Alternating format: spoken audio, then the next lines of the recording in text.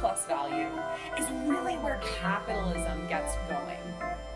Surplus value is how much more I can get for the vase beyond the sum of its labor cost and material cost. If I can sell the vase for $35, then I get to go home with that $5 in my pocket and I've more than broken even. But of course, the way I've just described it presumes that I, as a laborer, am the one who's getting surplus value. That's not how things work. Marx says that surplus value gets off the ground through laborers selling their labor power to capitalists. Basically, if I own a vase factory, I'm a capitalist, I can say, okay, I'm gonna buy in bulk all of this clay, all of this paint, I have the kilns, and I'm gonna hire a bunch of workers. How do I decide how much to pay my workers? Well, I decide based on what Marx calls average labor power. Let's say that the average person is able to create half a vase in an hour.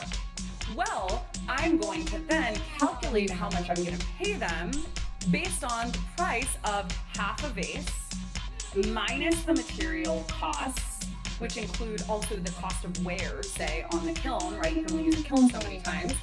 But when I actually go to sell the vase on the market, I'm not just going to sell it according to how much it costs to pay the worker plus the cost of materials. I'm also going to add a little bit extra. And that's going to be my surplus value. Capitalism functions through the accumulation of wealth, which is only possible if you have a surplus value to goods.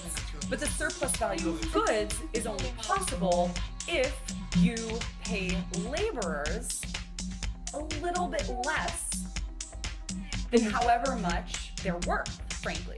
Because the surplus value can't come out of the material costs, right? Clay costs however much clay is going to cost, and paint costs however much paint is going to cost. But labor is a changeable commodity. It's fluid. It's determined by how much capitalists are willing to give laborers. And so you can already see here that for Marx, capitalism is not a value-neutral system because it's possible only through the exploitation of laborers. Now, what does this mean for the laborer? Well, for Marx, it means that the laborer becomes alienated.